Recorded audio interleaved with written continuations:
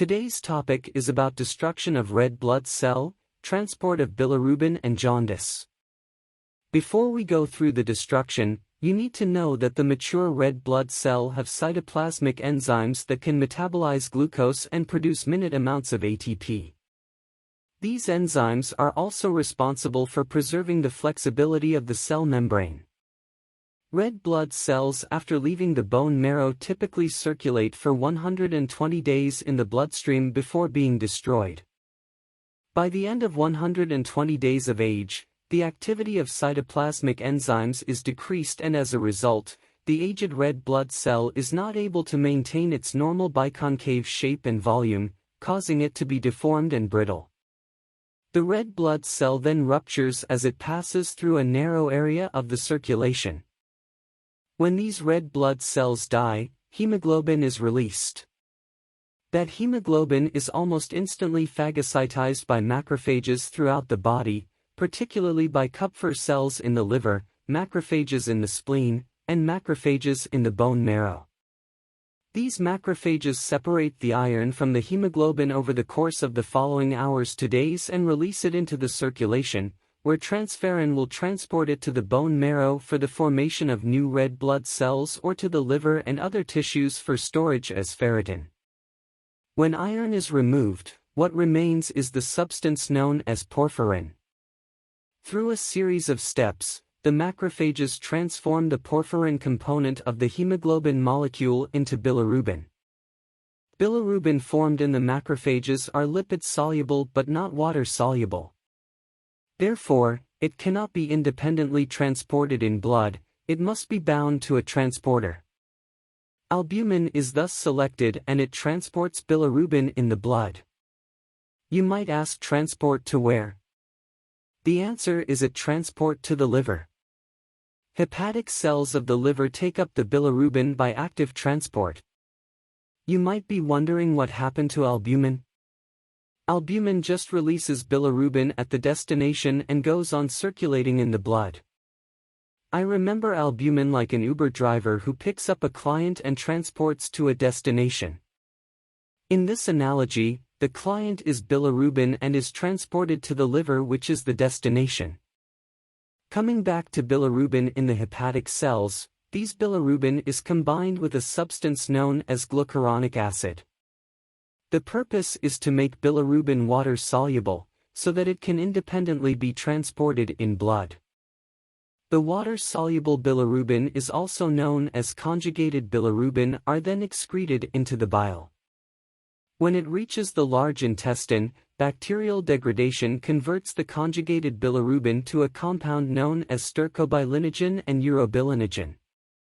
Remember that both of these compounds are water-soluble. Around 10% of the urobilinogen is absorbed into the portal blood to reach the systemic circulation. Being water-soluble, it is excreted in urine by the kidneys. The remaining is then excreted in the feces, giving it yellowish-brown color. I wanted to address an important concept here.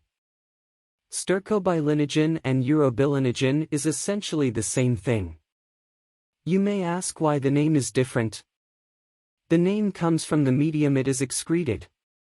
Urobilinogen is excreted in the urine, giving the prefix uro. Stercobilinogen is excreted in the feces, giving the prefix sterco. Clear about these concepts? Now, let us understand a little bit of jaundice.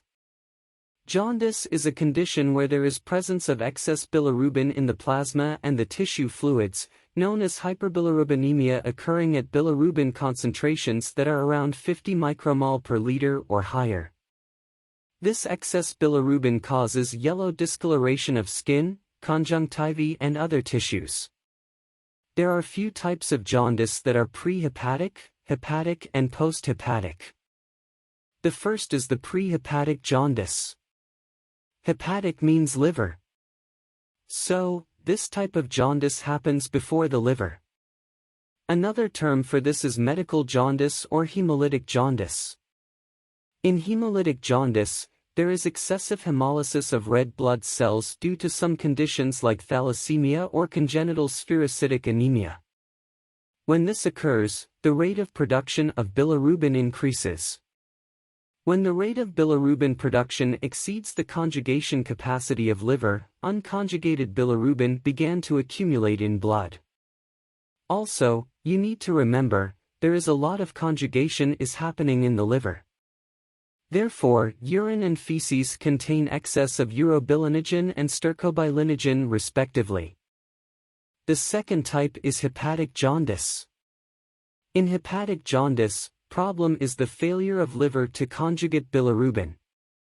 The most common cause of hepatic jaundice is viral hepatitis. In viral hepatitis, there is widespread swelling and destruction of hepatocytes.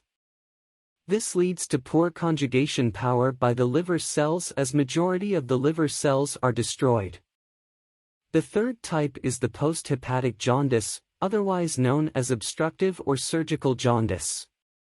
In this type, there is obstruction in the extrahepatic biliary passages, like for example, a stone in the common bile duct or carcinoma of the head of the pancreas. When there is an obstruction, conjugated bilirubin has nowhere to go, and as a result, it got regurgitated into the blood circulation.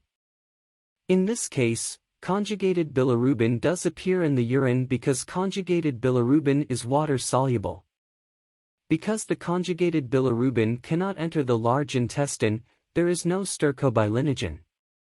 Since stercobilinogen is the one which gives brown color to the feces, the absence will make the feces clay-colored instead of normal brownish color.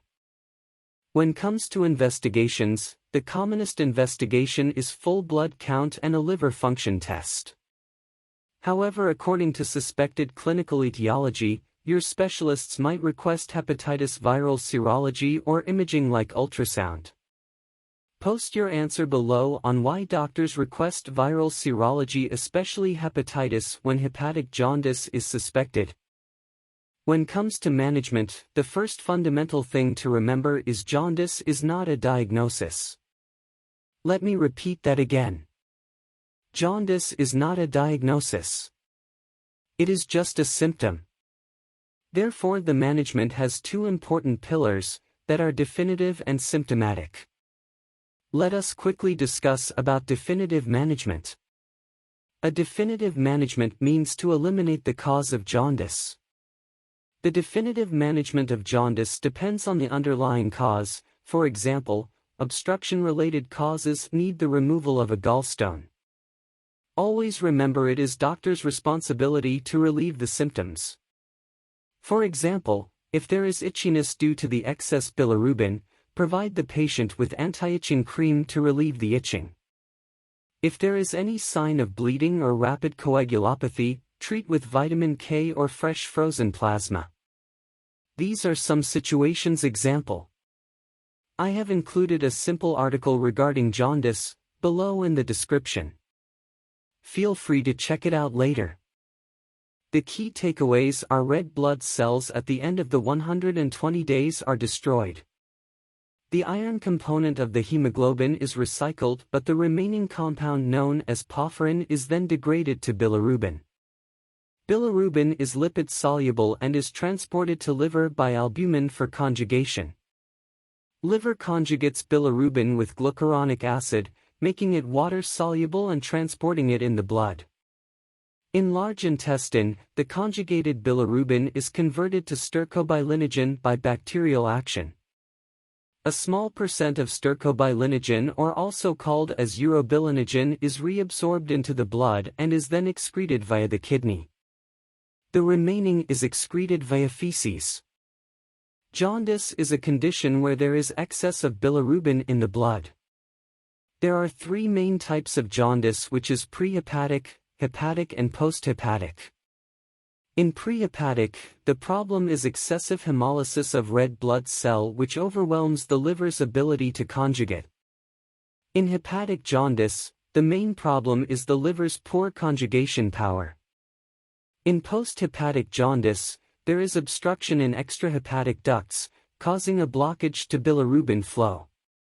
The main investigation is full blood count and liver function test. Other investigations are based on degree of suspicion of the cause. Treatment is divided into definitive and symptomatic. Definitive treatment is to treat the cause of jaundice and symptomatic is to treat the symptoms of hyperbilirubinemia.